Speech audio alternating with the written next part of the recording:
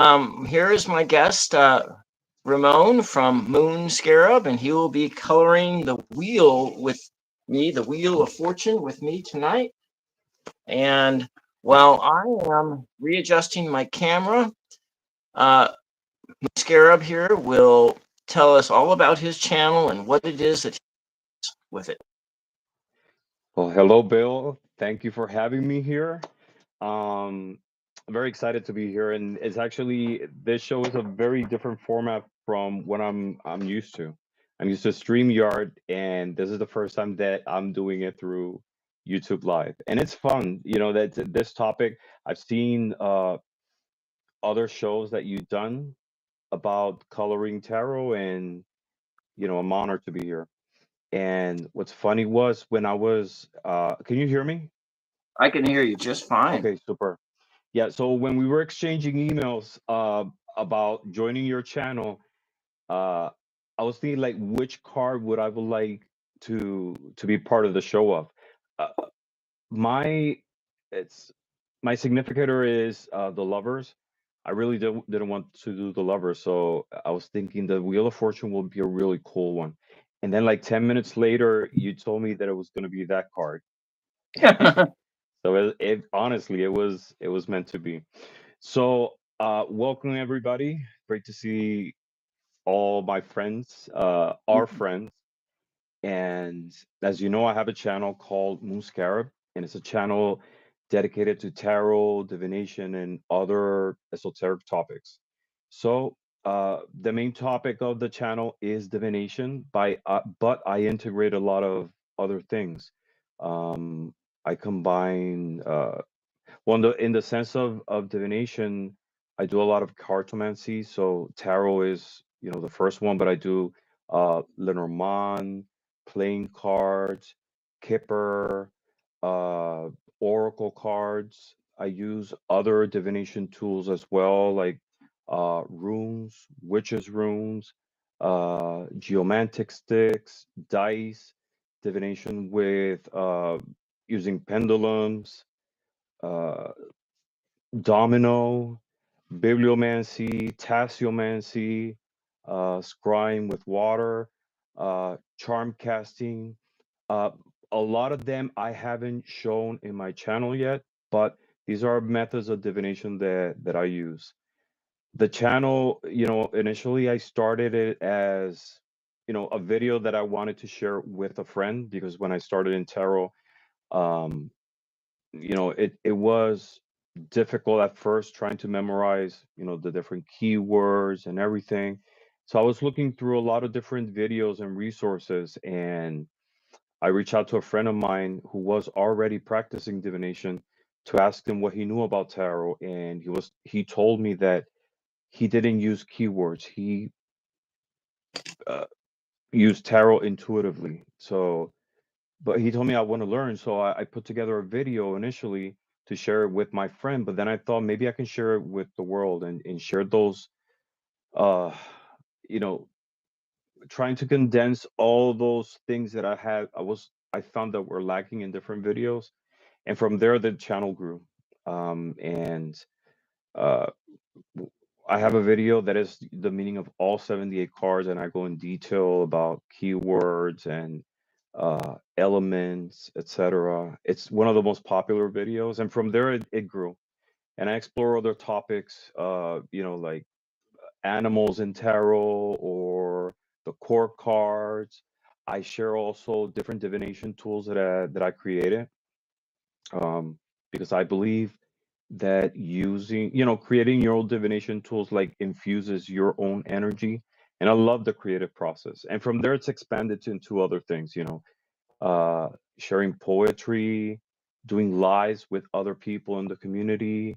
Now I'm doing a project called the Arcana Songs, and I'm going through one of the major arcana and uh, performing a song, songs that I've written, that I play, that I perform myself with the take on the card, different perspective. Each card has a different meaning, and when we do a reading, it means something different. in different contexts. So it's just exploring an aspect of each one of the cards through music, and it's a lot of fun, because it's sort of like, like I said, I love the creative process, but at the same time, it's poetry with music. Mm. And it's I right now, I just recorded the song for Strength, and I'm going through The Hermit, which is the next one, and it's a lot of fun. So, and for me, I love music. I was raised in the Protestant church, specifically in the Pentecostal denomination. So spirituality has always been a part of my life. Mm. Uh, at this point, it's still part of my life, and through tarot and divination, I feel that my spirituality, um, it's much deeper. Mhm. Because when I was in church, I got into the point when I was in, when I turned 20, I accepted myself as gay, and that transition from parting ways with the church. I didn't want to, do anything with spirituality. I questioned, the existence of the divine realm and the spiritual realm in general. But it Yeah. was through divination that it made me believe much stronger in going back to that part of us that we need to nurture, because we're not just a body, we're not just a physical side, we're also spirit, and that needs to be nurtured as well. So it was Um, so mhm. when you left the Pentecostal church, because of your sexuality, then you It had was, a lot of deconstruction. You had to deconstruct your faith to a certain degree. I yes. guess that's the word for it. But then it was that the tarot brought you back into the realm of spirituality and so forth. Yeah, I mean, it was there was a big period of time between one and the other. It wasn't just accepting myself in terms of my sexuality, but as I grew, I don't know, like my view of life and the world and the universe, and like it didn't fit within that framework. I was a big believer. I invested a lot in terms of faith, but at Mhm. the other hand, like I questioned a lot of things. And there was that sense of guilt of questioning, and that contrast between, I don't know, logic and faith, questioning and believing. Uh, but it just didn't fit my framework of I don't know, spirituality, or my vision of life. So I parted ways with it, and from one and the other, I don't know, like maybe 2 decades passed, and a lot of things happened in between. There was periods in my life that I went into deep depression. I was into heavy drinking for a couple of years, and a lot of it stemmed from depression. And I feel that the depression was the lack of nurture of the spiritual side. Yeah. And and coming into tarot and divination, it feels good. It feels right because it tarot divination in general meets you where you're at, and you're not restricted. It's sort of like, uh, takes shape depending on who you are, what you need, and it's and still you can connect and nurture that spiritual side. Yeah. Yeah. I was thinking about that's kind of interesting how that happens. It's like kind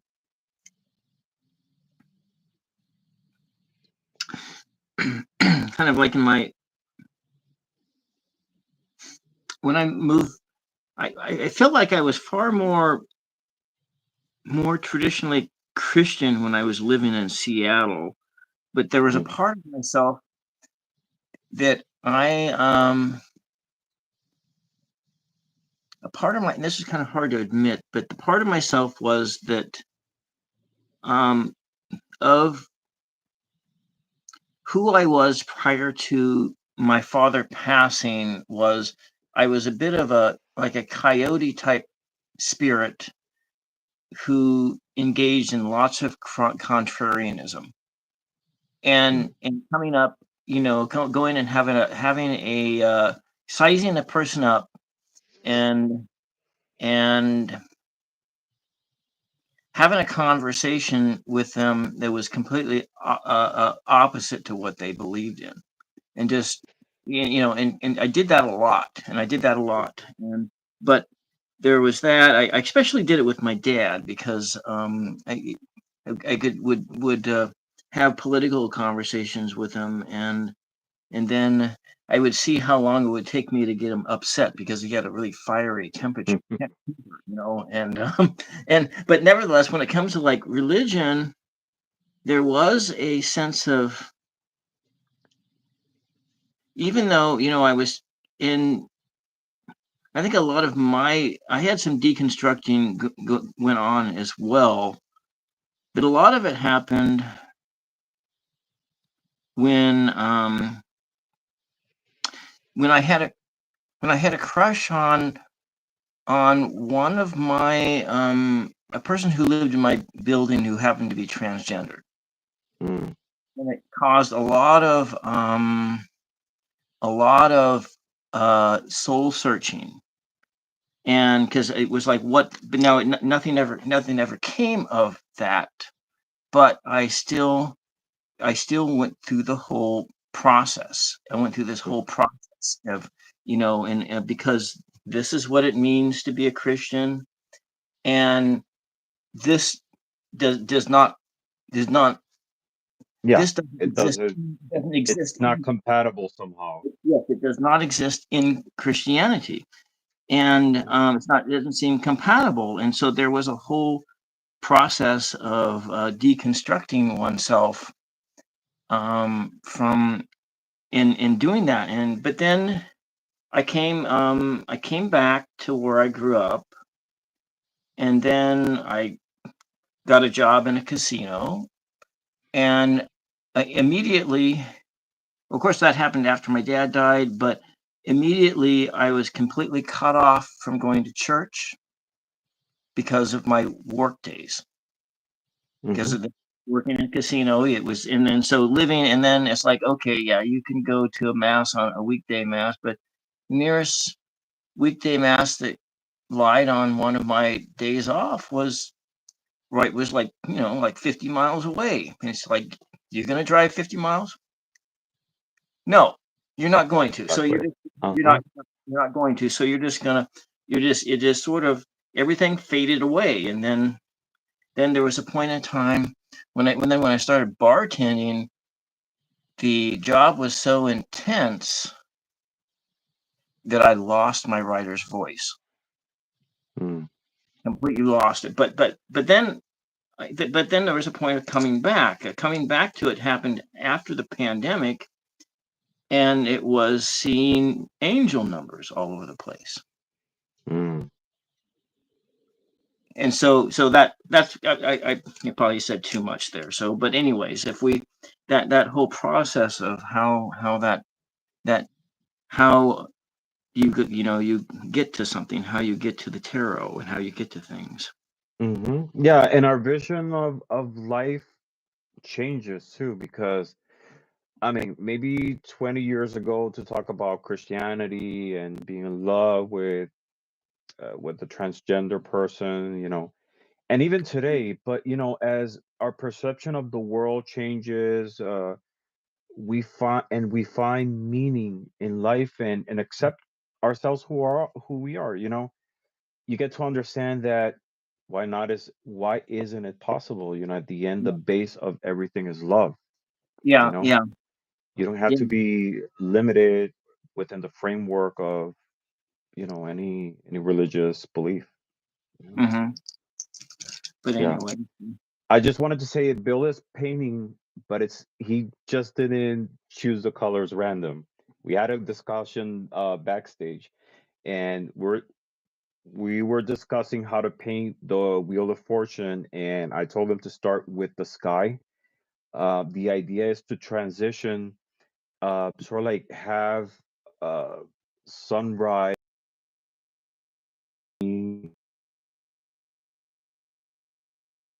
Yeah. So yeah. So like when I talked about the having a crush on a person who's transgender, this is the first time I've mentioned it. Hmm. Yeah, I, and thank you for sharing your story. but I have mentioned it to a lot of friends, my friends, but that was a very kind of first. But like I say, nothing ever came of it. Doesn't matter. I Doesn't know. matter, but it did something did come, you learn something you learned in the process, about Mhm. yourself, about, uh love. I don't know.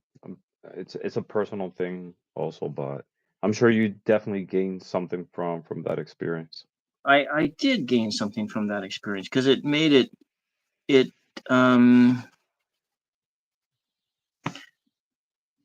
it helped me to understand better. It helped me to understand things better, and that if you are in a system of repression, repressive beliefs, that it can make things, all of this stuff can magnify everything and make it can take you into really dark places. But if you open up your worldview, then you can see things for what they are, Mm-hmm. you Totally. know. And so, you know, because Let me there's say hi. Mhm. yeah, No, no, yeah, no. I just put my glasses in. Now I can read. So I yeah, wanted to say hi to a few people. Hi, Karen. Great to see you. Hi, Elizabeth. The more intuitive me. Mama Sushi. Great to see you. Miss Terrell D. Of course, you had to be here. Great to see you too. That sky on the background is like spending 10 minutes with Miss Terrell D. You get shade of all colors. yeah. Well, maybe Miss Taro D would like to come on this show sometime too. Oh, that'll be awesome. That'll be awesome. Yeah. What card could she get? Well, you know what? I'm not so sure, but maybe I might. Now, I want to continue down to the bottom of the sunset. So I'm kind of in the purple, and we need to move on here. Hmm. So maybe a darker purple like this, and then I'm Yes. gonna morph it Hmm. in. Okay. Yes. Yes. Okay. That's exactly the vision that I had. All right. Darker purples. Yeah. So that Yeah. was Just want to make kind of, so you have had a journey that got you perfect.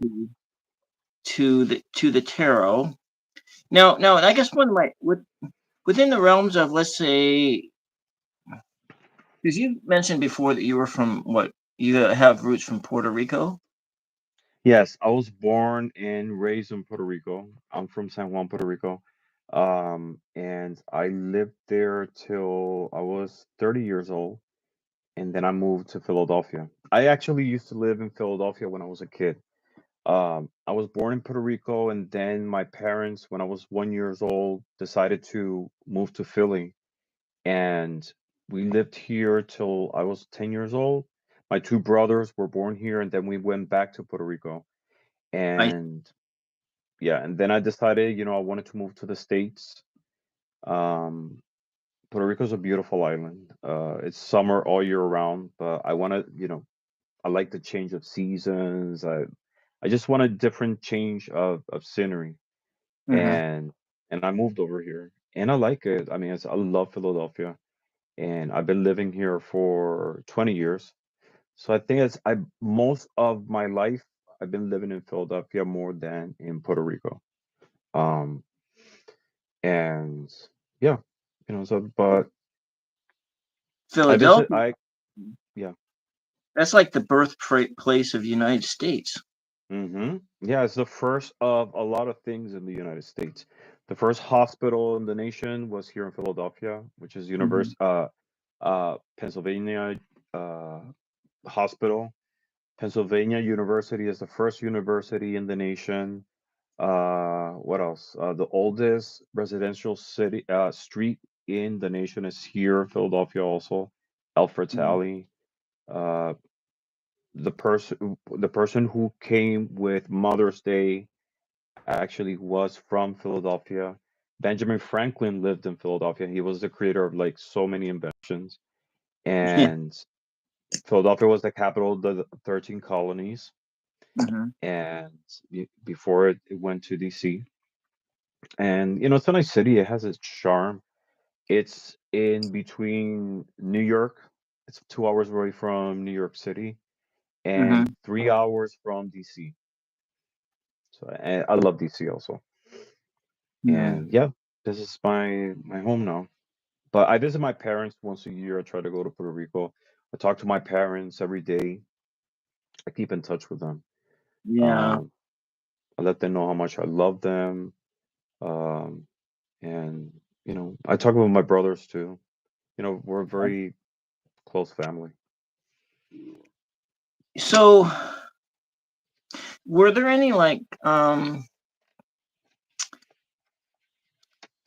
folk spiritualities that you were exposed to in Puerto Rico? Forms of spirituality? Like folk, because Oh, when I've no. talked with Elizabeth, she Hmm. mentioned her transition to tarot. A lot of it came through. I think that maybe came through having some folk spiritualities that was native to were native before Christianity came. Hmm. I don't know if she Um, was talking about herself. She may have talking about that in generality. I will have to ask her again. But well, before Christianity arrived, because Christianity came through the Spaniards, and it was in 1493 when they not discovered Puerto Rico, but they got to the island. And before that, the inhabitants of Puerto Rico were the Taino Indians, which is a group of native Indians that inhabited the Caribbean, Mhm, Cuba, uh, La Española, which is an island that's divided between Haiti and the Dominican Republic, Puerto Rico, and the rest of the Lesser Antilles. And they had like their own sets of gods and goddesses and divinities. Yukiyu was like the good god. Huracan was the opposite. It was like the evil god, and that's where the word hurricane comes from oh, huracan, which is the word in Spanish, huracan. Um, and a lot of different, divinities. I actually have hmm. here a little statue of this is actually a Taino goddess of the moon. Oh, She's beautiful. Yeah. I got it yeah. from an artist in the Dominican Republic. Hmm. I forgot her name. I'm terrible. But yeah, she's beautiful, and I connect with her during lunar cycles. But it wasn't until 1493 when the Spaniards arrived to Puerto Rico and they brought Catholicism with them, and you know, uh, later on they enslaved the Indians and decimated a big part of the population. Uh, Through slavery and diseases that they had that the Indians or the natives, their immune system were not used to. So they started importing African slaves from West Africa. And the slaves with them, they brought, of course, their culture, their beliefs, and part of it were the belief in the orishas, which were the African gods. But of course, they Hmm. couldn't practice that in front of the masters of the Spaniards. So they masked the these divinities behind Catholic saints. Like for Hmm. example, Shango, which is like one of the biggest uh, saints in Santeria in the Yoruba religion. They had to mask it as Santa Barbara, Saint Barbara, and the same way with a lot of other saints. Like this one That's too. the Guadalupe. The Yeah, man. that's the Exactly. Guadalupe from Mexico. Yeah. Hmm. Yeah. So, mhm. And then in 1923, the first missionaries that were Pentecostal from the Protestant denomination went to Puerto Rico, and a lot of people started to learn about this new form, this new religion, or this new belief, and people started to convert.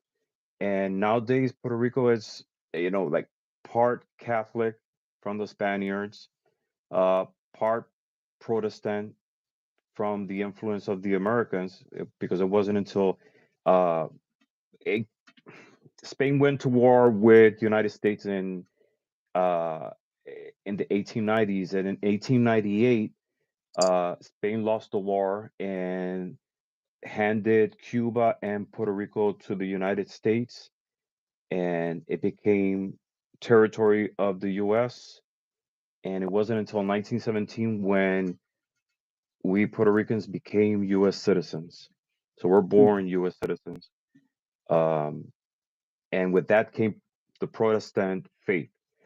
So Yeah. Puerto Rico nowadays is Catholic, Protestant. There's a group that practices Santeria and a lot of different beliefs. But during the time that I was exposed over there, I was only in the Protestant church. Anything outside that was heretic, or was, I don't know, they viewed it as diabolic, you know, especially Yeah. Santeria, Catholicism, and anything that wasn't the Protestant faith. Yeah. So that's that whole Pentecostalism is kind of interesting. I mean, I think I've been in a couple Pentecostal churches in my life. I kind of had like one was a potter's house. When people started speaking in tongues, I felt like I saw demons on them, and I was like thinking, "Oh, this is not a good place to be." And then I spent the night once when I was like visiting folks from Seattle back in the town that I was living in before when I moved from where I grew up and then to the town where my college alma mater was at. I Hmm. spent the night one night in a Pentecostal church, and God, it was like I almost couldn't sleep because the energies in there were just so bizarre. It's very intense. It's a very intense energy, and especially in the Caribbean, the Pentecostal church in the Caribbean, it's very, it has a strong grip. I think a lot of it is, I don't know, it's very similar to Santeria in the spiritual manifestation of the divine. Like the Hmm. speaking in tongues and like dancing in the spirit. It's I don't know. It's very intense. It's very different from the Protestant church, the Pentecostal church in the U.S., which is much more subtle. But it has a lot of very strong similarities with Santeria. Yeah. Yeah. So I'm coming up with some blue colors, and I'm coming up into this purple area. I have a lot of mixtures of different colors in here. Hmm. And what do you think about that? I love it. It looks fantastic. It looks beautiful.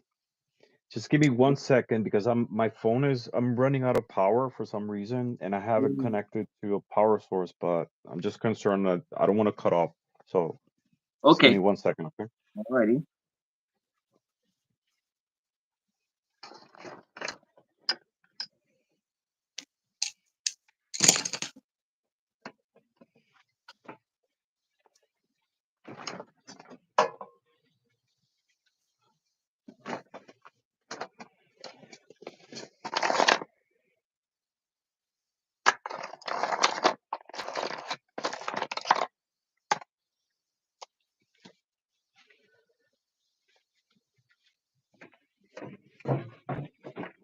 Yeah, that's right. Wait till the season ends. Yeah. Alexa, All right.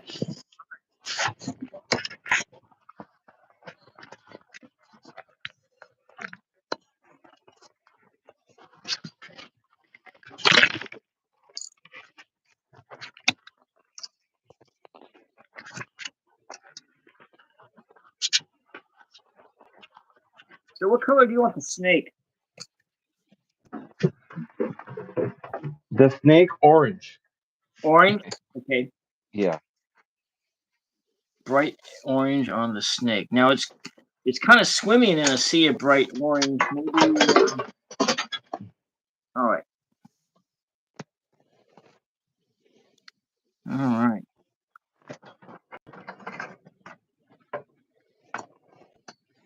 Kind of more rainbowy now. It's kind of like a rainbow gummy worm.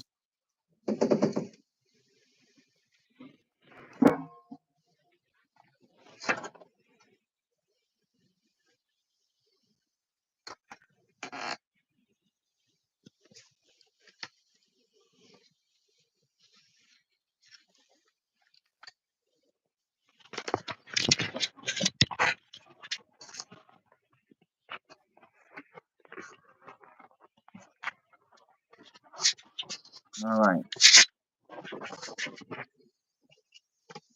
Right. Very cool.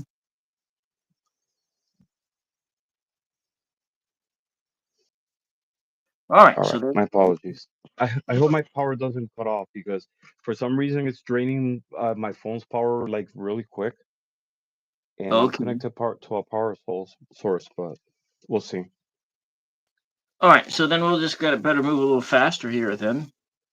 So, let me see. Let me go add some red to that, just to bring. No, that's too much red. So we got that. So you have like this whole Pentecostal thing. Mm-hmm. Yeah, and yeah. So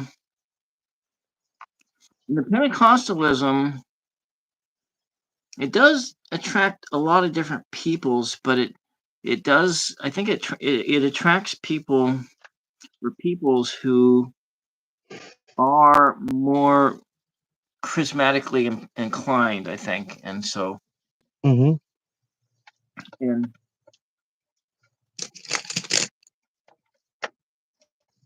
yeah, interesting. Well, yeah, I was like thinking about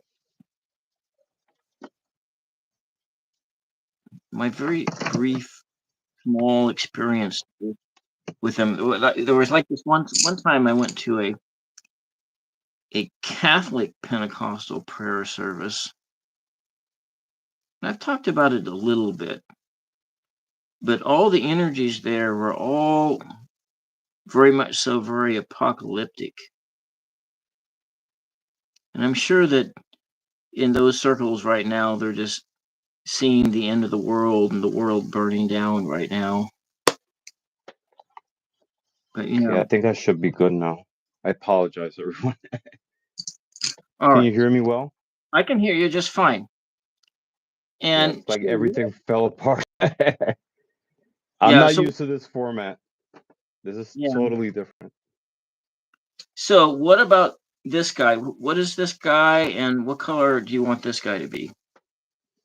Anubis, like a very bright orange. So they all are kind of bright orange then. So let's see. Okay, we'll just start with this color. Yeah. All right. So then let's go to the question that I've asked before about. So how do you think it is that tarot works? Tarot. To me, honestly, tarot works in different ways. You know, it connects with the person in the spiritual side, in the energetic side. Some people use tarot for um, divination purposes. Some people for introspection, but it doesn't matter which way you use it for. It really connects with the person in a personal level. You know, it's hard to explain because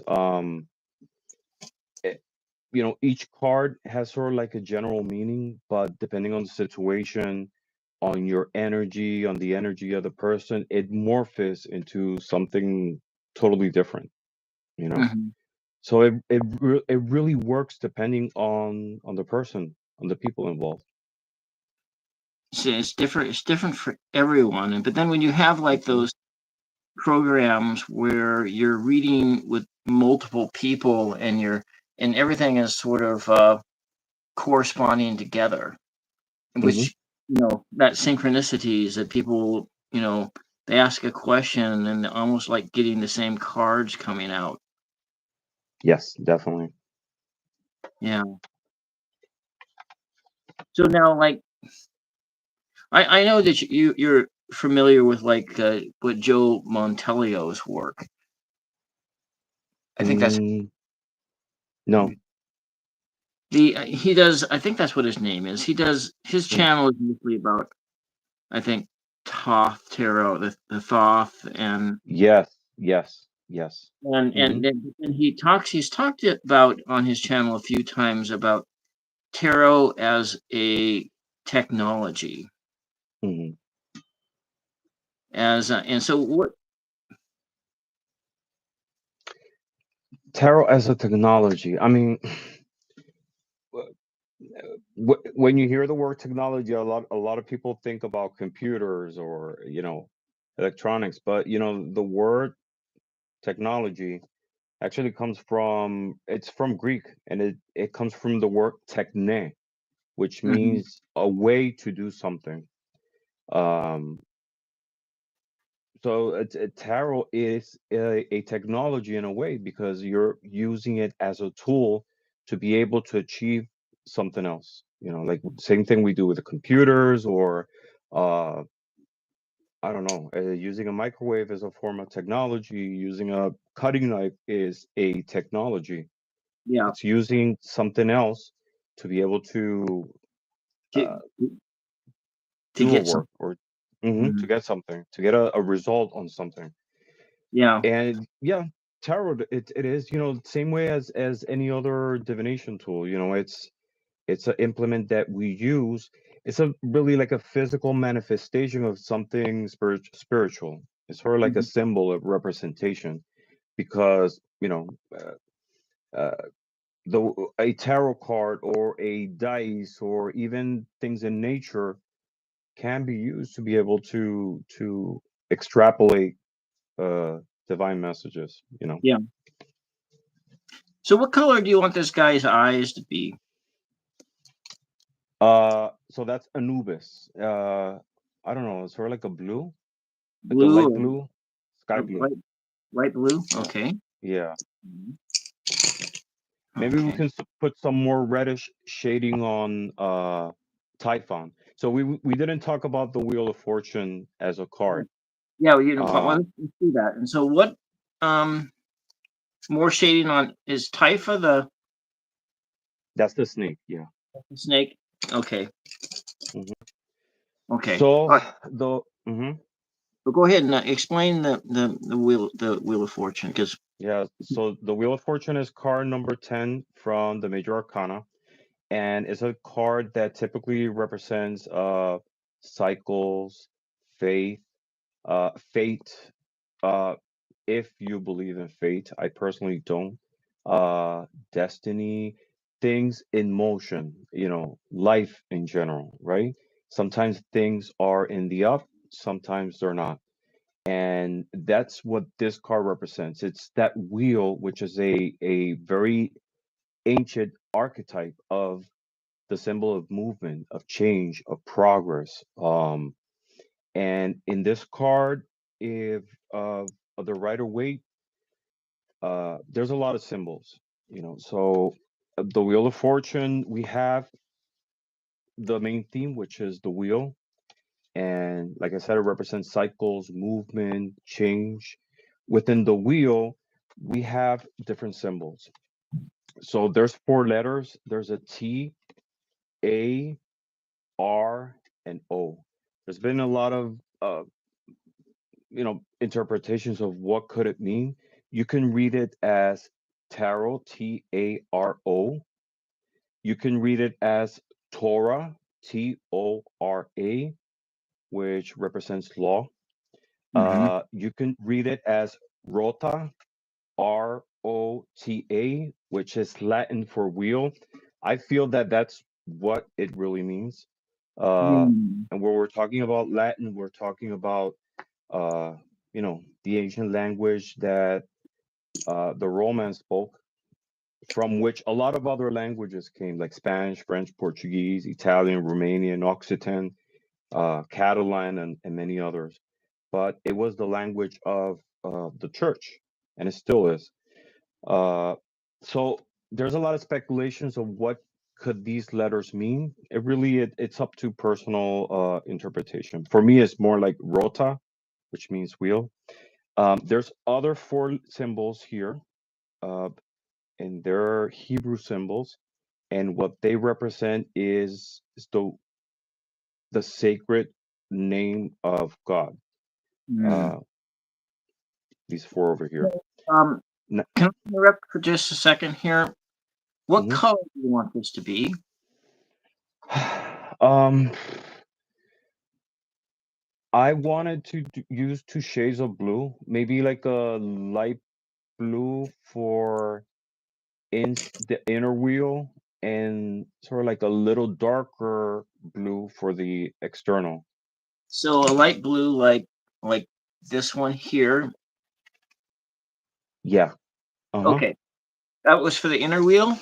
Yes. A little darker for the outer wheel. Okay. Mm-hmm. Would that be something a little darker? Like, is this too dark? I really don't see the difference, to be honest. Oh, okay. I'll just use those two then. All right. Well, go back to your explanations here. So, Yeah. So those are the symbols on the outer wheel. In the inner wheel, we have four alchemical symbols, which are for one is mercury, salt, water, and fire in the inner wheel. So the elements of life. On the outer, externally from the wheel, there's all these different characters. So we have Anubis, which is the Egyptian god of the underworld. Uh, you could read it as Anubis. It could be Hermanubis. Hermanubis was a syncretization of Hermes and Anubis, combination of both, but it's Anubis. So it represents the underworld. This is Typhon, which is an Egyptian god representing evil. So it plunges into the lower part of the wheel, which typically represents like being in a bad state. On top of the wheel, we have the Sphinx, and the Sphinx represents knowledge, balance. We see the representation of the Sphinx in the Chariot. You see two Sphinxes, and they represent motion, balance, and it's the same in this card. It's also knowledge, because if we remember the story of the Sphinx, uh, uh, giving riddles, and whoever didn't get the riddle, she will eat it. That's what it is. It represents knowledge as well. She has a sword representing justice, balance at the same time. And around the whole wheel, there's four different figures. There's what some people say is a man. Some people say it's an angel, uh, which represents Aquarius, uh, and the symbol of water. We have, I'm sorry, of air. We have an eagle, which represents Scorpio, a symbol for water as well. Air, water. We have Taurus, which represents earth, and Leo, representing fire. Is it a man or an angel? It's up to interpretation, because if you think about it, we have a bull with a bull with wings. We have a lion with wings. Some people say it's a man with wings. But then we have an eagle, and the eagles do have wings, just like angels do. So it's a matter of interpretation. So it represents the four fixed elements, and some people read it also as the four evangelists: uh, Matthew, Mark, Luke, and John, you know. But in general terms, it's that balance of good fortune, possibly negativity, and the cycle of life, constant movement, its direction, its change, part of what we experience, in the physical and the spiritual side. And there's a lot of different interpretations in different cards with the Wheel of Fortune. I brought actually a few. This one is from the Retro Poster Tarot. This is one of my favorite, and this is the Wheel of Fortune. It's like this woman walking into this wheel that looks like a carnival, right? Yeah. And this one gives you some keywords. It says it represents karma, good luck, destiny, fate, changing fortunes, chance. I have, let's see, this other one from a tarot deck that I have called Aztec Tarot, and it's inspired in Mesoamerican art from the Aztecs, of course. And we had the Wheel of Fortune, which is very similar to the Rider-Waite interpretation, but with that style of Mesoamerican art. I have another one here, which I like a lot. This is from the Vinder deck. This is a deck created from a Icelandic artist. It's watercolors and it's beautiful. We have here the Wheel of Fortune. And we don't see specifically a wheel, but we see that motion of and the shape of circles. And the constant change and cycle. We see a plant here. We know that nature goes through cycles as well. So this is the Wheel of Fortune from the Vinder deck. Is the first edition. The Cyber Tarot. I love this futuristic deck. And here we have the Wheel of Fortune. And what's common with all of these, even though one represents wheel specifically, but it's also that shape of circular, right? And the circle represents, the constant change, motion. I have this one, which I recently got. It's called Pastoral Tales Tarot. And it's like these beautiful scenes of like pastoral life. And this one was very interesting because the Wheel of Fortune is this little girl looking in front of a clock, and we see the circle shape, but at the same time, if we think about time, some in general terms, a lot of people see time as linear. I see it as cyclical. It repeats itself, not necessarily as a circle, but maybe as a spiral. Who knows? But it's interesting the interpretation they have of the Wheel of Fortune. We have a perception of fortune based on time, right? Of the perception of time. What else? Yeah, I think that those are. Oh, I brought this example too.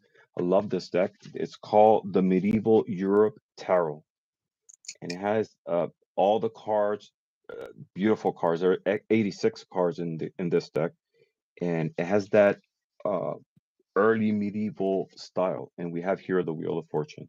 This one is a little bit more graphic, right? In terms of like pain and suffering. We have the representation of the devil here, people going through flames, and what seems to be fortuna.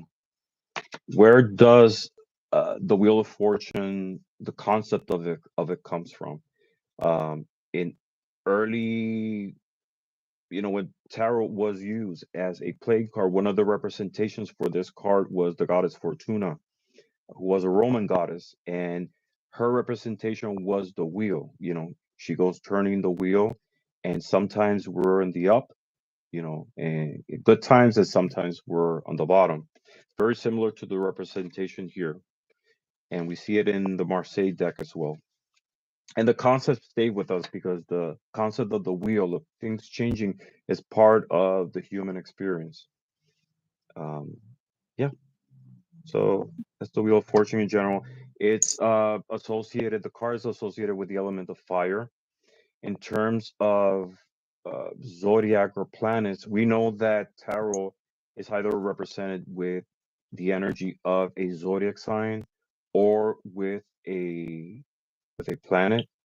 The Wheel of Fortune is represented by Jupiter, and Jupiter is the energy of Jupiter is one of expansion, of changes. Mm. Not directly with a zodiac, but Jupiter has influence over Sagittarius.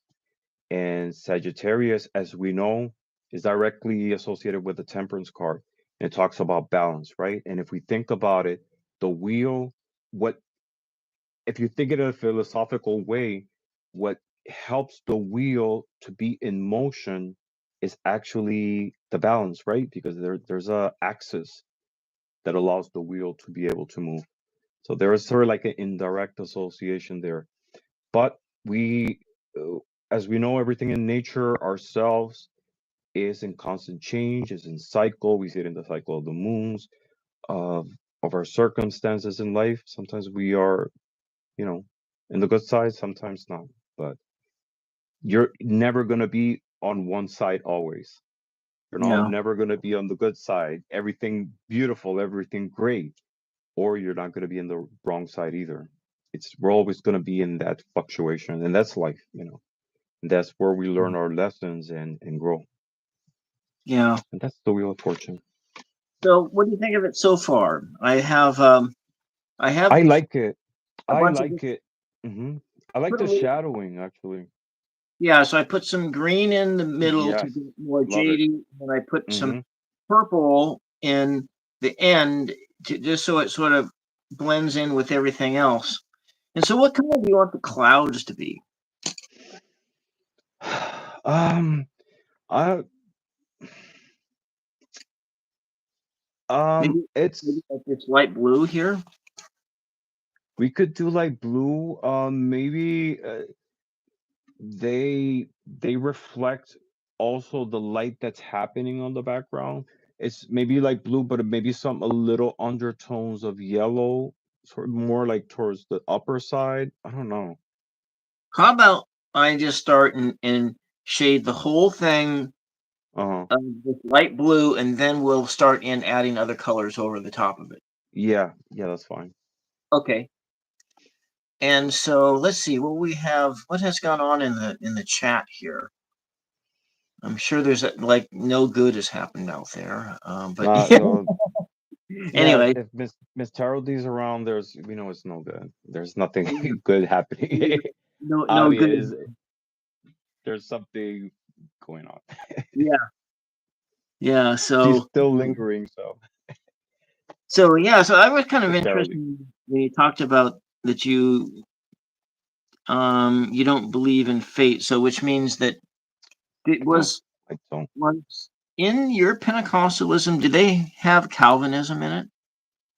Mm, Like Calvinism or like Saint Augustine, the predestination thing, or was that something that you didn't have, and so you didn't no, have no, to? no, no. Because remember that the ultimate uh reward, if that's the right word, or the ultimate place that you will be, it's based on your actions. So you definitely have control through your actions, your decisions to where you're going to be. In that case, either heaven or hell, right? Yeah, Um, in the personal sense, I don't believe in fate. I don't believe things are written.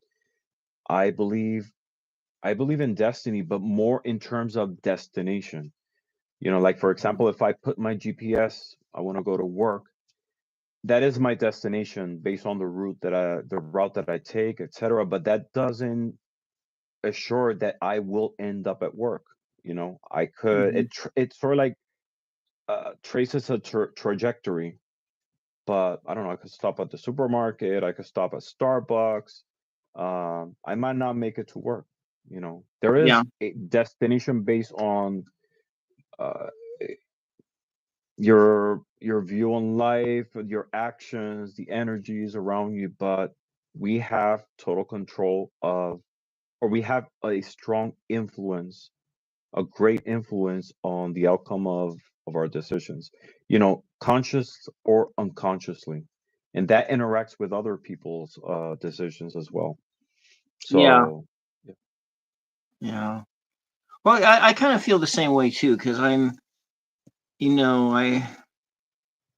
but I guess maybe it's because within my faith path that the whole um, book of Revelations was something that I pretty much dismissed, Hmm. and but in a sense of that this was what the fate was going to be, that it was preordained, that the world is going to end and it's going to end like this, and la di da di da. And then I think, well, hold on. From what my studies and everything is, well, that book was written for a certain time period. That time Hmm. period has already come and gone, if you're going to look at it that way. But then there are the other ones who thought, well, Martin Luther left it in the Bible because he thought it had spiritual significance. So if it had spiritual significance, that maybe it had nothing to do with the world outside of yourself. Hmm. And Yeah. and so then when it comes to the point of, because it's that whole, well, if you look at, let's say, Calvinism, or the corruption of Calvinism, which exists in a lot of Protestant Christianity, when they fuse that Calvinism predestination with the prosperity gospel. Hmm. And so when they make those when they fuse those together, it's like, well, how do you know who's saved? Well, you know who's saved by looking at to see who God has blessed, and God has blessed these people with financial wealth, and they're the ones who are saved. Hmm. And that's kind of how they look at it. And so I look at it that is like being like a complete corruption. But then I guess maybe where I can come in, where maybe I just, in a sense that, I don't know where I'm going with this, but I it's get this, it. Uh-huh. you get it. There's this sense that um, I don't think the future is written, Hmm. and that I think that we can rewrite the future. But I do understand that there are these currents of energy that exist in our consciousness, the whole super consciousness, that feel as like the world is ending and everything, and that there's these things that are ending. And I've had those kinds of dreams before, but I don't. My tell that we may not be interpreting these things in the way we see them. We may, there may be a mythic language that the dreams speak in, that dreams speak in a different language, and we don't really understand that language. And so if we have a dream and you see, you know um a whole city on fire, does that mean that that city is going to burn down, or maybe there's something else that's going to happen? Yeah. I mean, Or- uh, I don't know. It's on the one hand, that's the lesson of the Wheel of Fortune, that there is not necessarily an end, but a transition into something else. I think we humans want to believe that there is something that ends, the world's Mhm. going to end, uh, our country is going to end, or in reality is going to transform. I think it gives the concept of having an end in sight, or the belief of an end in sight, gives us, I don't know, like a different sense of purpose, because it's like with death, right? Knowing or have thinking or being aware that our lives are finite gives a different significance of the actions that we take, of how we perceive people around us. When you're a teenager, at least in this culture, you don't think about death, right? You Yeah. think that you're eternal. You don't think of disease, that you're someday you will be in your 50s, in your 60s, your body's going to break down. People around you are going to die. But it's not until you get when your yesterdays are more than your tomorrows, that you see life different. And it's that perception of the end, the possibility of a end, that gives a different view on life, you Hmm. know. But at the end, I believe if we have like a spiritual foundation, or depending on our beliefs, we see it more as a transformation, you know. Uh, yeah. Yeah, I kind of remember of like something of a when I was going through RCIA. I went through it twice because it took. I was like, because the nun wanted me to let go of more. But one of the times I went through it, and there was we watched a lecture that was they had. I was on a video, and when this old monk was talking, and they were asking him questions. He says, "Well, do you believe in God?" And he says, "No, I don't know. I don't know anymore." Mm, He says, "But it really doesn't matter at this time, don't you know? I've been living my whole life like this. I've been, praying 5 times a day and studying scripture and doing all of that stuff.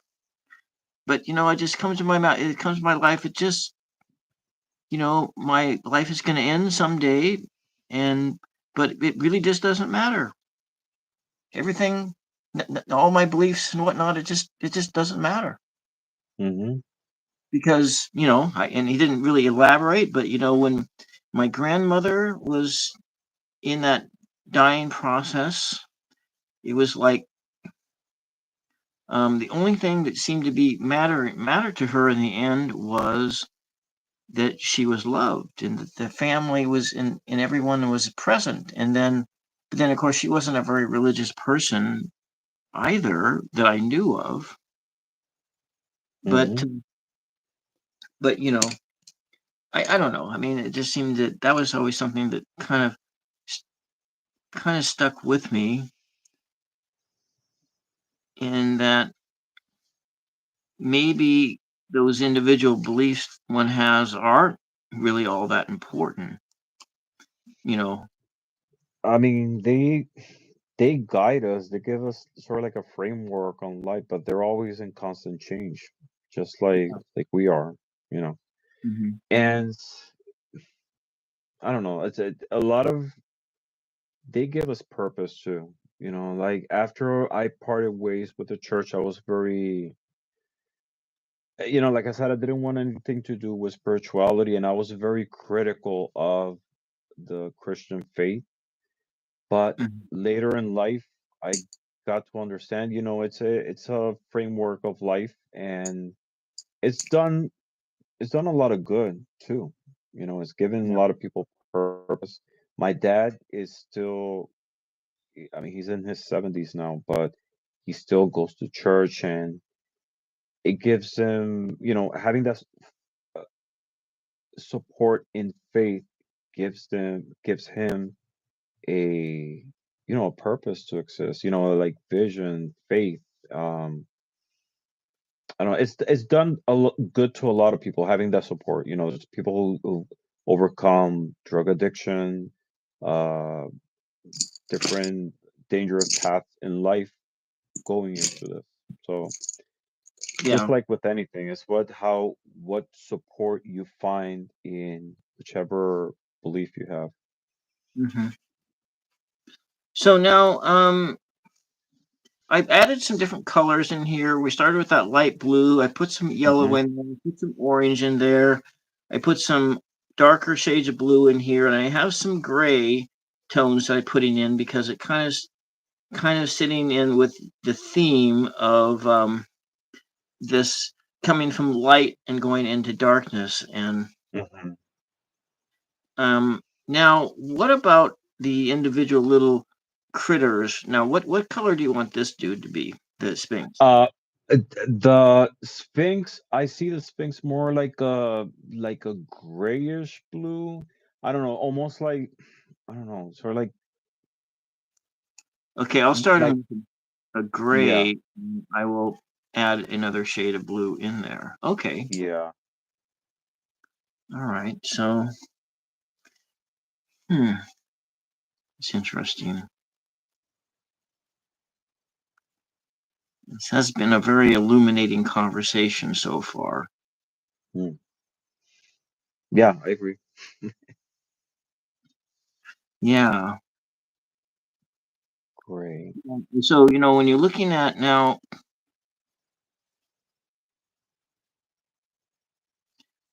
Great. humanity, what do we have? Is there any questions out there?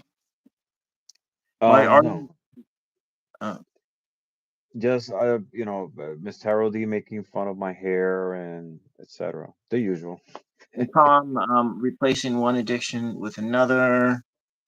Okay, all right. So they must have been talking about tequila.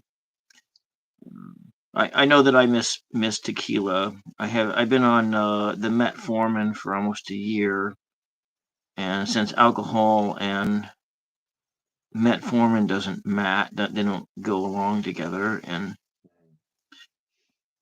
You know, I, the other day I was with my partner at Home and Goods, and they sell like a alcohol-free tequila, do which is they? like yeah, the strangest thing.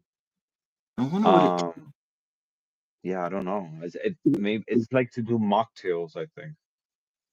I wonder if it's a flavored one, like your gins are or something, and then yeah, Yeah, hmm, something artificial, of course. yeah, I don't drink anymore. I used to drink in my 20s, um, and then it stopped being fun. I'm not a good drunk. Uh, I got into a lot of issues through drinking. I was a heavy drinker. I started having drinking problems later on, and I quit altogether. My personality totally changed when I was drunk, depending how drunk I was. But usually I was like verbally aggressive with people. I got yeah, into a lot of physical fights with I people see. in bars, you know. And people will say it was like day and night, totally different. And it stopped being fun. And then the hangovers were longer. I was able to drink and go to college the next day. Fine, Yeah, totally fine. But then even like one beer, I'll be like 2 or 3 days with that uh, discomfort, and it stopped being fun. Yeah. yeah, I yeah. don't miss it at all. And we have alcohol here in the house, but to me, it's like invisible. It's like with Hmm. me. I've been a vegetarian for 17 years, 2008. Um, and it's something that it's not part of my life. I don't miss it. Uh, it doesn't attract me, you know. Yeah, I was really addicted to tobacco, and Mm, I've been off of tobacco since 2012 completely. And really, yeah, that's you that's know, harder. I went Um, cold turkey off of it. I was using oh the last. It took me 12 years total to get off of tobacco altogether. And I started quitting in 2000, and then and so 2012 was 12 years. mm. Yeah. And my parents, they don't drink, they don't smoke. It's not something that was part of my household. Hmm. It's something that came later on into my life. Um, I was smoke. I used to smoke for the longest time, and a pack a Yeah, day also. And I think it was in 2010 that I stopped using cigarettes. I vape though, but I use zero nicotine. It's more like the psychological side, yeah, zero nicotine. But um, yeah, I don't do recreational drugs. I don't never been attracted to it. I and like but you, being I like being, within myself. I like to be conscientious of what's going on around me. I like being under the influence of things. I don't right. criticize anybody who does it. That's everybody's Mhm. personal decision. But to me, it's not something I like or enjoy. Are you in a legal weed state? Pennsylvania, honestly, I don't know. I Yeah. don't know because no, I really don't know. I think there is. Everybody here in Philadelphia smells like pot. I hate that smell. It really, I hate that smell. but Mm. everywhere I go here in Philly, like everybody smells the same. So I guess it is, you know. So it Yeah. says PA Yeah. is not legal, medical only. Okay, yeah. So yeah. So it's not really legal weed, but yeah. So what do you Hmm. think, guys? So far, I got some different shades of. I I like started it. with the gray, I and really like it. I yeah, really like it. and now I made the sword gold because it just while you were talking, it seemed like that would be the right color. Uh-huh. Silence And is gold. So I yeah, mean, I think it goes with the theme, wisdom, you have the wisdom of when to talk, when to say things. So so Miss I Taro think D is dying to try some gummies. Does she live in a legal weed state, or does she want to like come out to Oregon or something and go buy gummies or something? she's I think in New York. I don't know if it's okay over there. She could cross to New Jersey. I know in New Jersey it is. yeah. Hmm. So what about this guy here? That one, um, let's see. Green? Green? Not a dark green, sort of like a light green. Sort of like a mint color, maybe. What about this one here? Can you see it? Yeah, I don't know. I think it's too dark. Okay. Do you have sort of like a mint green, sort of like a light mint green? Yeah, let me go into my greens here. So a light green that looks like mint ice cream. Might be this one here. It's kind of a yellowish green color. Yeah. Mm-hmm. That'll Okay. do. All right. So we have I that. like Now everything so far. that was this guy here. Okay. Mm-hmm. Yeah. Now, um,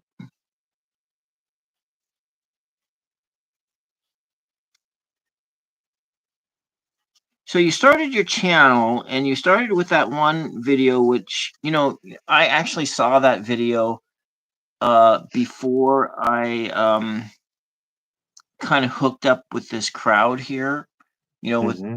meeting Karen and so forth. And I saw that video when I first started getting into tarot. Um, because it kind of popped up into my feed. But Mm-hmm. when you um did you have any video work training or interest in that prior to doing YouTube? Yeah. Well, not training, as I'm self-taught more than anything. As if I could go back, I think I will do graphic arts. I love everything that has to do with, you know, uh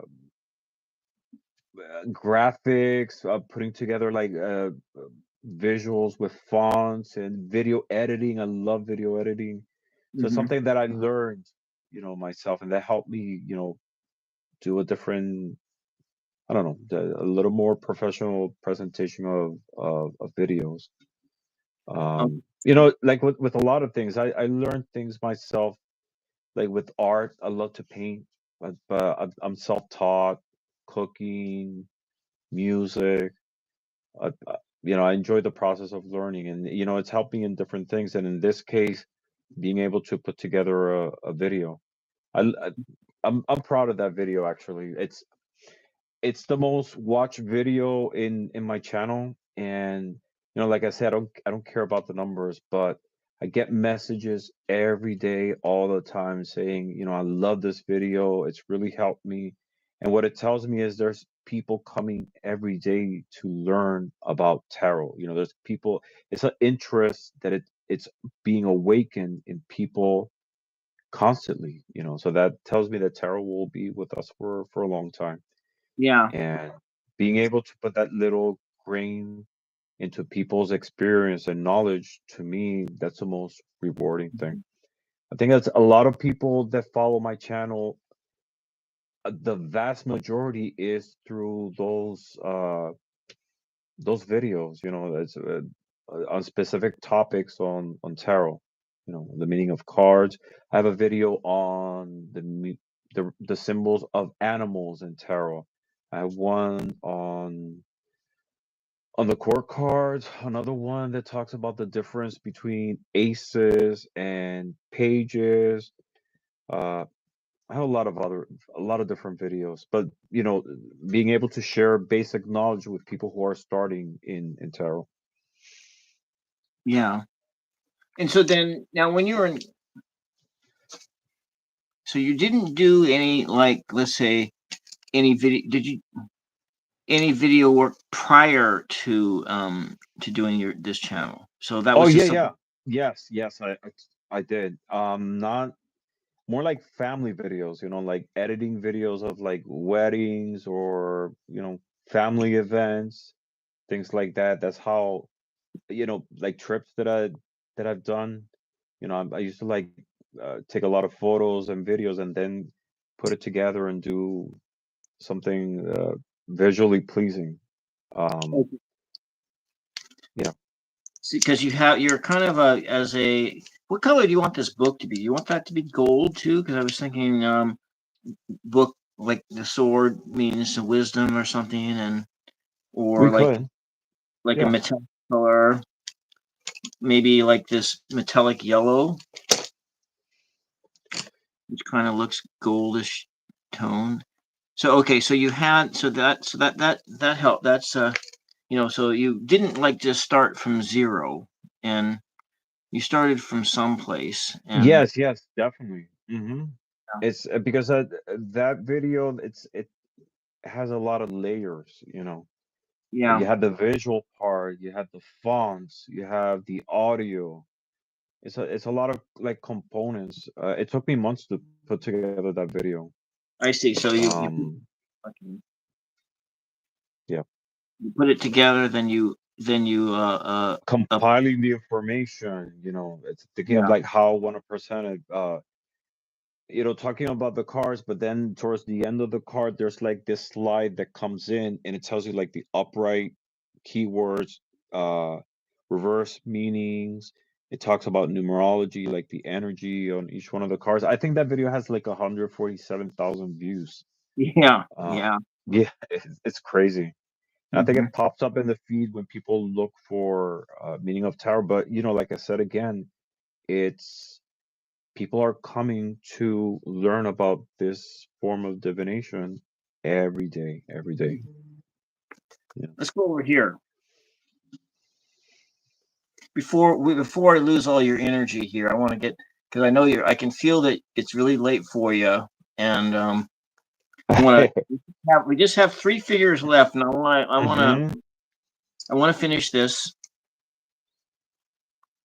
Let's see.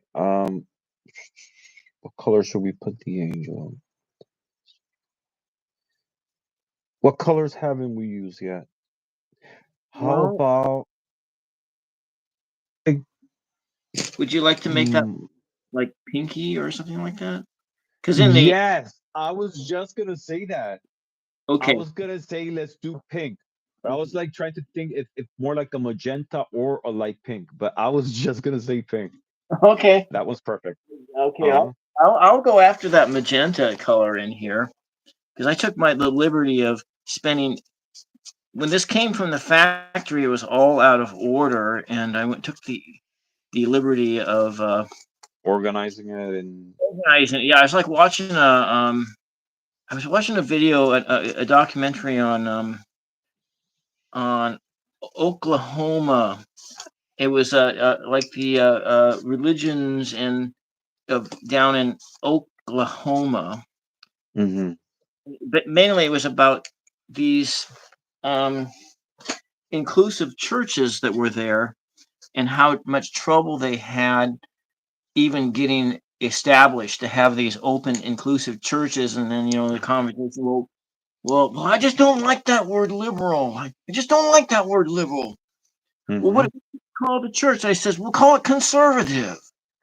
He said, but it's not. Well, no, don't say that word. It's like down in, don't say that word. hmm Yeah. Yeah, I mean, there's people who who live liking to be told what to do, having Mhm. someone ahead of them guiding them. Um, I don't know, and I think that's the case. That's why it's, I don't know. I don't want to talk about politics, but I I think know. that's why a lot of people who support our current president are people tied to the church. You know, they need that person to tell them what to do, to give them direction, to be able to find some purpose in life. Um, but that's how it is. It's How did it? No, go ahead. it's the savior. It's the savior complex. We have. It's not just in Exactly. there, but it's in our whole society. We have this savior complex, Mm-hmm. when I have come back to, well, it was even before that in my understandings of of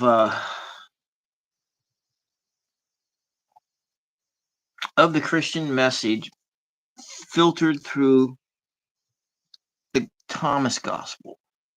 Mm-hmm.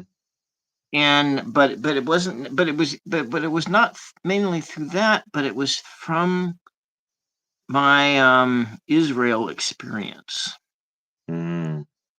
And You're. that it was this deeper experience that it was that, and where I had, and I actually, when I was like studying Bible on the academic level, I got the distinct impression that Paul was starting to come to the conclusion that, in reading the book of Ephesians, that Paul was starting to come to the conclusion that the second coming of Christ was occurring when through the people itself. Mm. And so your savior is not some singular individual out there. Your savior is the collective we right here. Mm-hmm. And so that seems pretty obvious, but a lot of people, maybe I remember mentioning that to, I think I mentioned that to my mother when I was younger, and she said, "Oh, that's just too hard. That's not, people could." But then maybe it's what your image of is what is Jesus? Who is Jesus? And um, but that there is a that maybe that evolution is the evolution of that religion is that um and how that religion survives this next 100 years is that Mm-hmm. we're coming into a place where people realize that they themselves are that second coming. Yeah, definitely. And it's funny. We see that in this side of the world. I mean, our religion has a historical factor. The fact that we over here believe in Christianity or this side of the world, and that's something that I was trying to explain my dad once, is because the Europeans brought it in. If we would have been Asians, for example, I don't know, Chinese would have been discovered or colonized this side of the world, we would have been believing into something totally different or not. Yeah, If civilizations developed without the intervention of interaction from Europe, we wouldn't be believing in this. Our yeah. thought will be something totally different, our vision of the world. It's your faith path is the one that you were born into. Hmm. And like I think there was a scripture. I don't really spend too much time in Paul because that was just because of nature of the whole nature of growing up in a liturgical church, Hmm. and never really straying from a liturgical church because the focus is always on the Gospels. And now let's come on down here, but we are, you're looking at So your focus is always on those gospels rather than a lot of the Protestant world, which is the focus is all on Paul. Yeah. And so but there is some place in the scriptures, and it might have been in Acts, but I don't know where it is, where the apostles, or they're talking about this other group over there that is like casting out demons and healing people and so forth, etc. And then the apostles or disciples or whatever coming up to Jesus and reporting this group because they're not part of us, but they're out there Hmm. doing. Then I think that Jesus' response to that was that something to the effect that yes, they are doing that, but they are doing it. It is still, even though their beliefs are not our beliefs, they are still doing it for me. In a sense that it Hmm. does, in a sense where he said in that point was it doesn't matter. It doesn't It doesn't matter. matter. It Hmm. doesn't matter. It just doesn't. It doesn't matter what that is. So what about the bull down here? The bull, gold. I would like the bull gold, All right, definitely. whole It golden calf. reminds me of the, yes, golden calf. It reminds me also of the bull of in Wall Street Oh, okay. in New York City. Yeah. Hmm. Yeah, Interesting. yeah. Um, the Bible is full of so many mysteries. I mean, it's a lot of people don't realize that, especially in Christianity, that the Bible was put together by men. It's a collection of different books and scriptures that they chose that would represent their faith. Um, it wasn't facts from heaven by God. It's like if, for example, I decide to do my own religion and I compile a lot of different literature that represents who I am. I don't know, Time magazine, uh, Science magazine, different things, and I put it together that represents my view, my philosophical view of the world, a spiritual view of the world. Um, that's the case with the Bible. But Hmm. within the Bible, there's so many mysteries within. I believe there's representations of what we see today as extraterrestrial manifestation. There are instances in which reincarnation are uh, visible in the Bible, etc. You know, Yeah. Yeah. just like, for example, is it Ezekiel? Yeah, we had that vision of a wheel within a wheel, and and four creatures, which we see here precisely also In this yeah. in the Wheel of Fortune. Because if you see it, there is a wheel within a wheel. Hmm. I think that's Yeah. what he was talking about, was maybe like some spacecraft, to be honest. Because how would you be able to explain in that time technology that is not part of your world? It's Exactly. like if I bring my great grandmother to the present, right? And I try to explain to her what the internet is. How is she going to be able to explain what is the internet? Hmm. Is it this atmosphere of knowledge? It's a miracle. She will try to describe it in terms. And I've talked about this before. I was at work one day and I was trying to explain this young co-worker. She was like 18 or 19 years old. I was trying to explain to her what a cassette was. And like she Mm. couldn't grasp the idea that you had to listen to music, you will have to like rewind this thing that it was like the size of her phone that had this magnetic tape. Exactly. And it's sort of like a magnetic tape. I was like, yeah, think about like a credit card, it's that strip behind the credit card, something like that, like this little cartridge that had that, and music will be recorded, and you'll have to like go back and forth to be able to listen to songs. Yeah. It's something that you couldn't grasp the concept. Mhm. Or like phones, landlines. A lot of young people, they never been exposed to that. A phone, that to be able to talk on a phone, you had to be at home, and it was attached to your wall. Mhm. You know, kind of like the Or same you thing. had A lot. or you had to get up to change the channels on the TV. Mm-hmm. Yeah. Yeah.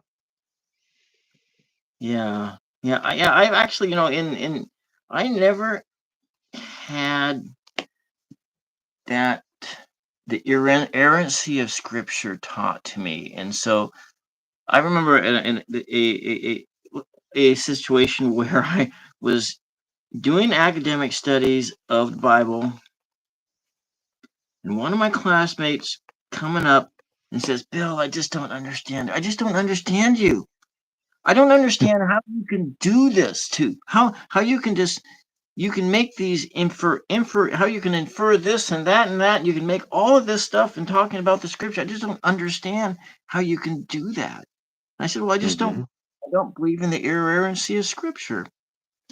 I think it was written by human beings, and so I don't think it's that you should worship it." And then it was, but that whole concept of not having that belief wasn't there because it just plain wasn't there in me. Mm-hmm. Um, but that's the thing is if you have that sense of the inerrancy of scriptures, then you would never use Eric von Daniken as a source for putting it into a biblical paper. You You, know, Eric Bogdanovic is guilty of my spiritual transformation. A lot of who I am today was actually through him. My dad, um, when I was a kid, he was in this theology class, and he had a lot of books on, esoteric topics, and one of them was he had the Chariot of the Gods, and I started reading that book when I was 8 years old. I was 8 years old, and that completely changed my view of the world. It was that book that I started questioning the world around me. And I still had that copy from the 70s of that one copy, but yeah, it was that book. It was so transformative in my spiritual journey. My vision of the world, and I think I would have been a different person if I didn't read that book. yeah, yeah. Because it was like back during those times, my early days. Because I wasn't an athletic person, Hmm. and I was when I was coming into myself and being more intellectual. I used to buy that book at used stores. They were like a nickel a piece or quarter a piece, and I'd buy them by the dozen. And then I'd go Hmm. get in these conversations with evangelicals, and then I'd have a conversation with them, and then I would hand them this. Oh, you need to read this book, and then what that. But let's go to this last little figure over here, and Hmm.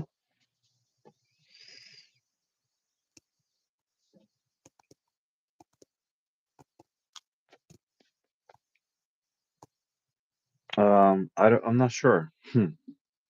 Any suggestions? okay, how about I run some of these. Let's see. Um, I have this metallic red, and we can because we have some of these colors in here, or we can go back in with some more. Yeah, I think of red, but sort of like a darker red, maybe. I don't know. Let's start Yeah. here. Then we can put some darker red into it. Uh-huh. Yeah. Yeah, yeah. That was that whole thing. That whole chariots of the gods thing, and Hmm. yeah, And then that show Ancient Aliens came from, I mean, it kind of like inspired in that book. And I yeah. watched that show for the longest time, Ancient Aliens. Have you ever I tuned into Paul Wallace's channel? No. He's kind of picked Who up. is he? He's like an Australian, he's like an ex-Anglican priest, Mm-hmm. and from Australia, and and and he's kind of he goes in on that whole ancient aliens kind of a track. Mm-hmm. So he's just sort of kind of he follows in. He actually has Eric Von Daniken on his channel from time to time. I was never actually able to read 12th Planet by Zechariah Sitchin because I had used to hear him talk on the Art Bell show, and so some people you could hear him talk on the Art Bell show, but when I went on to read their books, I couldn't read their books because for some reason they weren't very good writers, or they were too detailed, or they were just plain too boring, or whatever Mm-hmm. the case is. And Zechariah Sitchin was one of those writers who was ex- was extremely difficult to read, and and I never could read him. He wrote a whole series of books. He was also ancient alien theory, but it was just a bit of a different kind of a bent, where there was this 12th planet that was orbiting in this big giant long orbit of like maybe like 50, 60,000 years, and then that's where the seed gods were from, that they Mm-hmm. um yeah, yeah, coast to Yeah. coast AM. Yeah, I miss the Art Bell as well, and I actually wrote a poem about Art Bell. I have an Art Bell poem. You are a great poet. I love your poetry. Did you bring I any poetry with you here? No, I did I should not. have. I I should did have. not. You know what would be so cool is to have an open mic on YouTube. Yeah, that'll be great. I actually met you through it was through Heather's show, wasn't it? It was through Yeah, Heaven's Show, and so I Heather can. and Jeff's show, Yeah. which I love that show. And it was through there that I met you. And I was always amazed at your poetry. It was So like mind blowing. did you want to do anything down here? Um, Yellow. Yeah, we can make it No. yellow. All Mm-hmm. right. Yeah. I love that outcome. I love how it looks. Well, I'm glad that you like it, and I'm sorry that it's so late for you. No, no, it doesn't matter. I mean, I sleep very little. I woke up today at 5 a.m. Oh, yeah, At 5 a.m. Yeah, I had to go to work early. And yeah, but I usually sleep 5 hours. I I see. can't sleep. I'm not lucky like some of the people that they can sleep 8 hours, 10 hours. No. If I sleep that long, which has happened, I wake up with a headache. So I like 5 hours is my average. And for some reason, I always wake up at 3 a.m. hmm. Around 3 a.m. Usually it's happened to me a lot of times I wake up at 3:33. But at Mm, that time frame of 3 a.m. I always wake up. I But can't sleep more than 5 or 6 hours without taking a piss. yeah. Yeah. Yeah. Yeah. No, no. But 5 hours is my average. If I sleep 4 hours, I'm tired. If three Hmm. hours, I'm trashed. You know, Yeah. which has happened 2, 3 hours. Um, like my whole digestive system, everything is messed up. But Hmm. yeah, 5 hours is my average. I always dream. I don't always remember when what I dream, but sometimes during the day there's something, I don't know, I saw an apple and oh, I remember that I dreamt this related to the apple. So I want to ask another question here. Hmm. Is so if you could have any content creator on your channel, like maybe he's one of those people who whose popularity is in the millions, who would it be? I know there are a few big giant tarot people out there or other bigger people out there that have a huge following? And have you ever thought about who you would like to have on your channel, but that maybe you're too afraid to ask? Or Um, I had Lisa Papez in my channel a few months ago. Uh, I have this show called In Orbit With, and it's a show of interview with people from the community, which by the way, you have to be on that show at some point. Um, and I reached out to her because I don't know, I was interested. I'm interested. I like her take on tarot. You know, I enjoy everybody's style and vision and what they bring. I think it's everybody who's in this community, doesn't matter your level of knowledge or how you view tarot or the world, your voice is important. That's why I always encourage people, put together a channel. You know, what you do have something to say.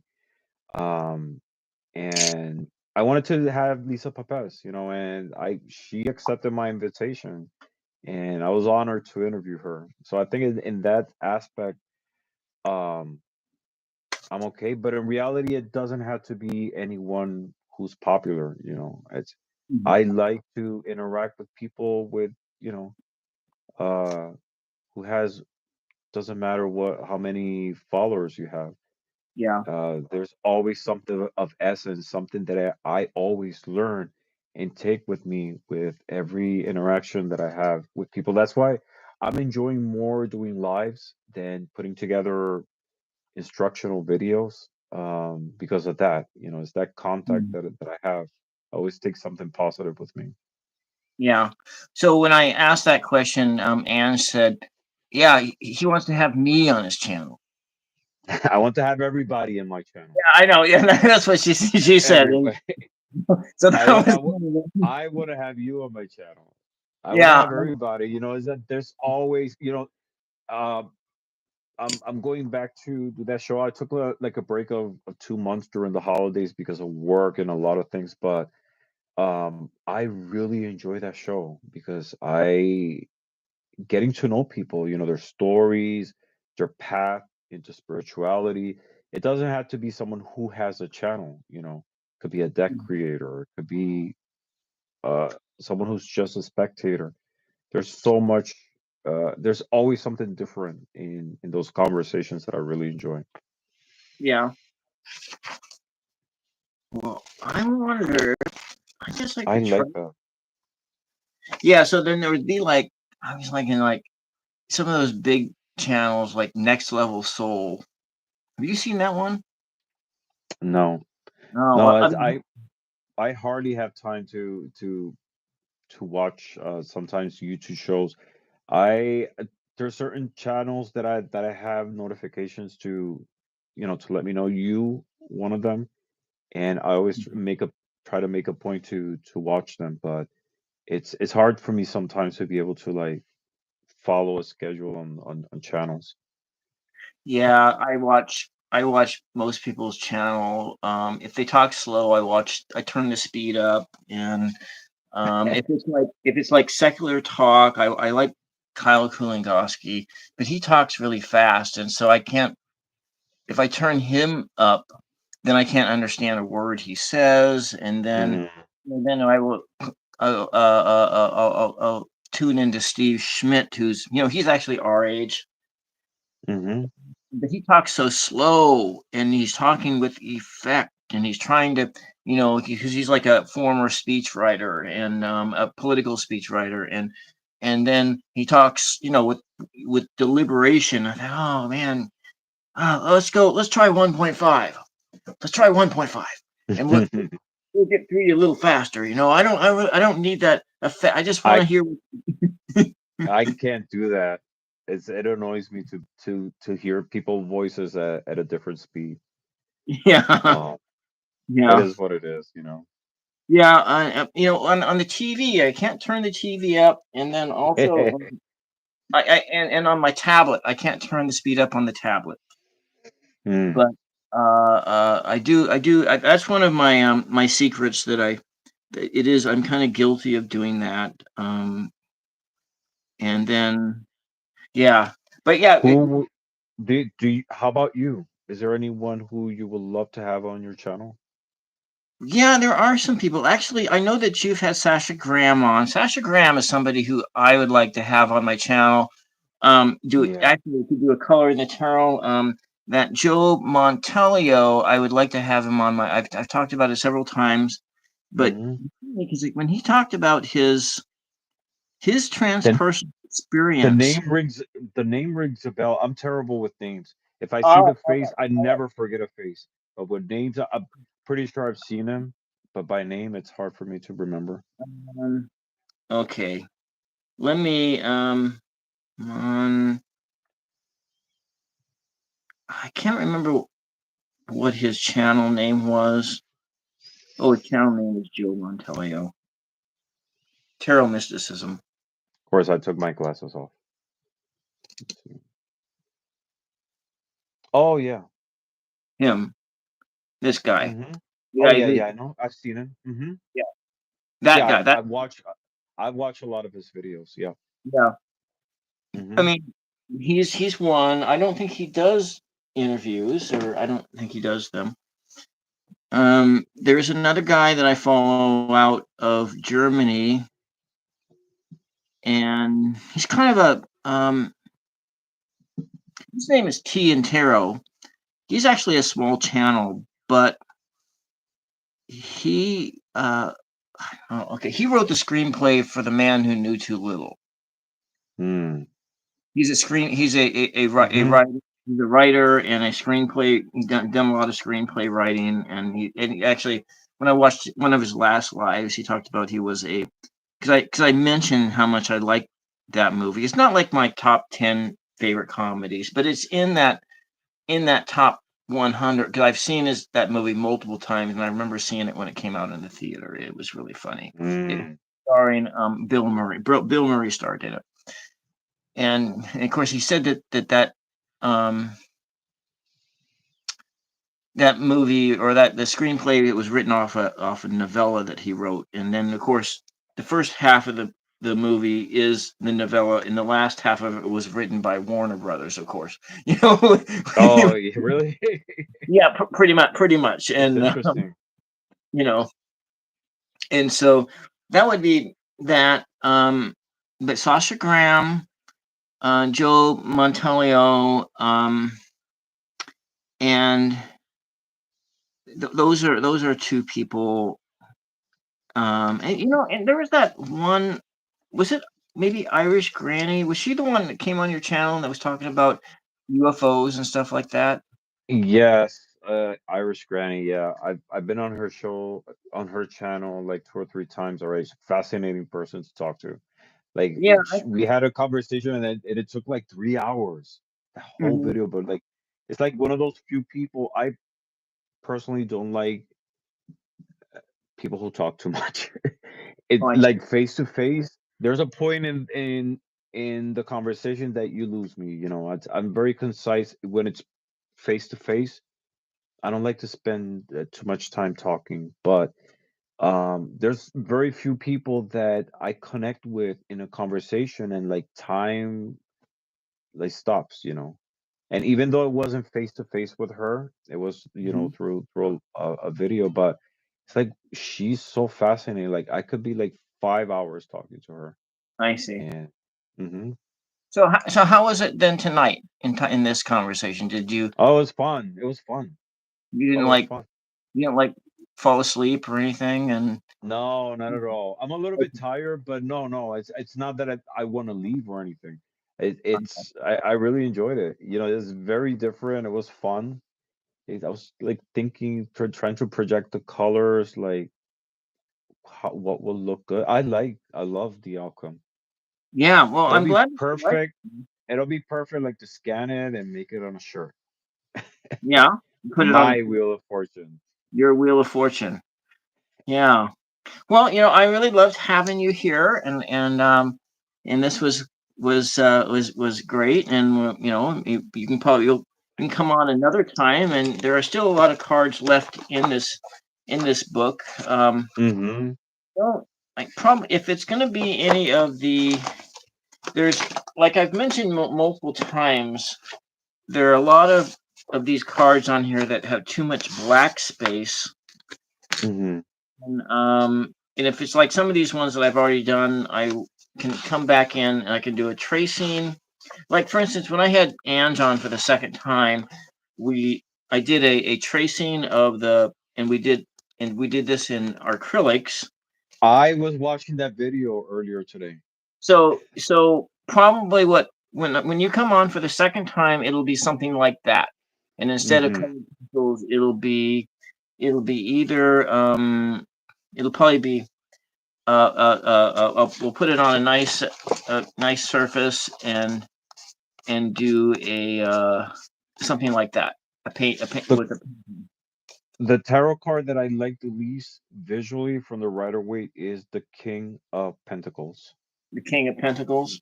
Yeah, I think it has like too many lines, too much black, and I think it's on the Pam B, one of the editions of the Rider-Waite, that the lines are so thick.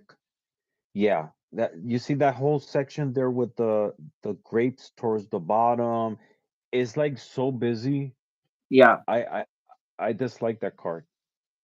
So how about on the next time you come on? How about we do this card, but we're gonna do it differently. Okay, how We're gonna differently? we're gonna Differently do how? King of Pentacles, and it's not gonna be a busy form. So it'll be like we did with the Anges. Mm-hmm. I'll do a tracing, and I'm gonna take out all of this stuff. Mm-hmm. All of this stuff is gonna disappear. From here up will be in the background will be this sky. Then Mm-hmm. will be this, then it'll have his chair. He'll be sitting in the chair, and it'll be that. There'll be then this chair can be maybe no chair. Maybe it'll be the back of the throne sets up right back here, and he's against the backdrop like that. I love your creativity. I like it. Actually, it's going to be a challenge. It might help me like visualize that card differently. So we'll do this card since it's your least favorite, and we'll do it, and we will do it differently. Love it. Love it. I'm up for it. Alrighty. So I'm gonna. Uh-huh. I guess we passed over. I don't know. My timer started over, which means I must have frozen or something like that for a while. Yeah, But like for brief seconds, it said host has left. So it's all right. I'll take over, I guess. I have oh, that same book actually. you I have the. got it at Yes, I got it at Joanne's Fabric. I bought it for not to color it, for bibliomancy. You bought this for bibliomancy? Yeah. Hmm. I bought it, I really bought it because I like the scale and the fact that it was, black and white. But then I thought, what am I gonna do with this book? I'm not gonna color it. I'm not gonna return it. Yeah. I thought maybe for bibliomancy. Yeah. I was really disappointed with a lot of this book with like stuff like this because it made me think that the person who put it together was really lazy. What do you mean exactly? What about it? Well, I would like to have the control to paint the background. This is a black. Oh, I see what you're saying. Yeah, yeah. Okay. Yeah, yeah. So like it was with like the this one here. Why can't I choose this pillar? And Mm, I thought that all this stuff in the background didn't need to be there, and that could all yeah. be added in. And The X. like this, all this line work, and it makes it too busy. And Mm-hmm. Yeah, I see what you're saying. yeah, that's kind of what I was saying. And like that, and the same with the devil as well. Uh, Mm-hmm. So you can have control of painting the background, like for example with the devil right there. Instead of yeah, being black, it could be, I don't know, blue or whatever. yeah. Interesting.